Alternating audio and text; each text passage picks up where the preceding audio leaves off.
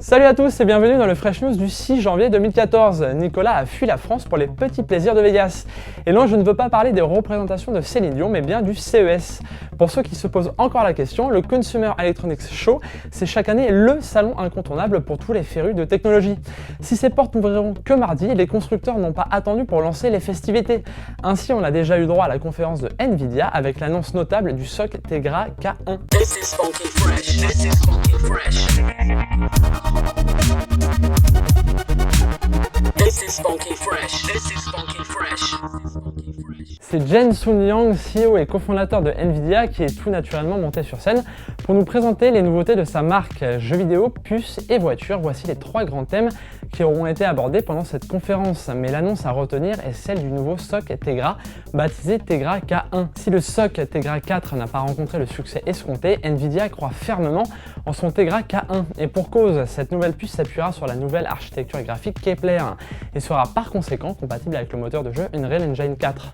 Un processeur qui devrait faire des heureux car, comme l'a expliqué Jensen Huang sur scène, l'objectif est d'apporter la puissance du PC au monde mobile. Comment? Avec une évolution logique du Tegra 4, avec le support de la 4K, une gravure de 28 nanomètres et une compatibilité avec écran de 3840 par 2160 pixels. La partie se jouera principalement sur les jeux mobiles pour Nvidia. Le portage de la techno Kepler se fera avec 192 cœurs CUDA sur le GPU.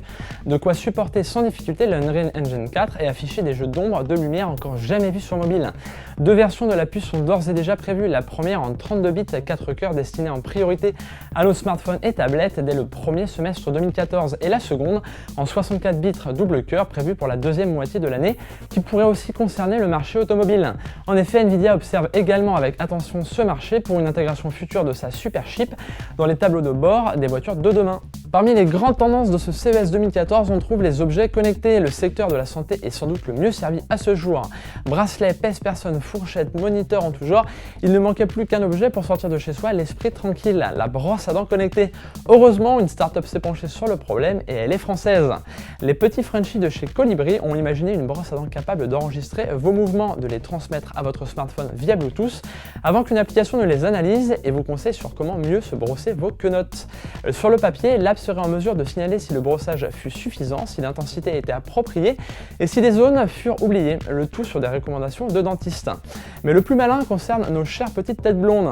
Pas toujours emballées à l'idée de porter une brosse à dents à leur bouche, Colibri a la solution à ce problème.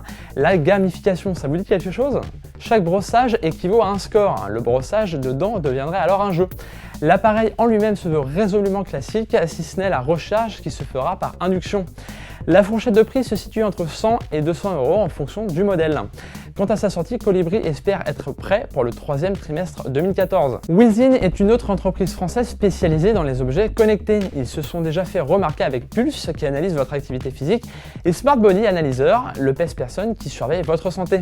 C'est maintenant au sommeil et à ses subtilités que la société s'intéresse grâce à un triple dispositif qui répond au doux nom d'Aura. En associant une lampe de chevet intelligente, des capteurs placés sous votre matelas et une application pour smartphone, vous devriez pouvoir mieux comprendre votre sommeil et profiter d'un réveil au moment le plus opportun.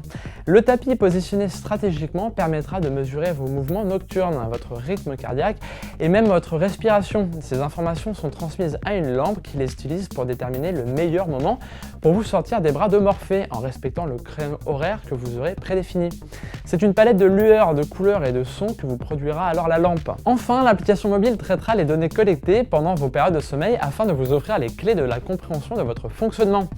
Aura devrait être disponible à la vente au printemps 2014. Si avec tout ça, vous ne vous sentez pas comme un bon petit occidental dorloté dans son cocon technologique, on ne sait pas ce qu'il vous faut. Un slip connecté peut-être? Allez, ça va venir. Je vous donne rendez-vous dès demain avec des petites parenthèses vidéo enchantées que Nicolas nous enverra de Las Vegas. Sauf cas de blizzard dans le désert ou de pluie de boulettes géantes. Et surtout, ne manquez pas Gamer Express cet après-midi. Allez, ciao!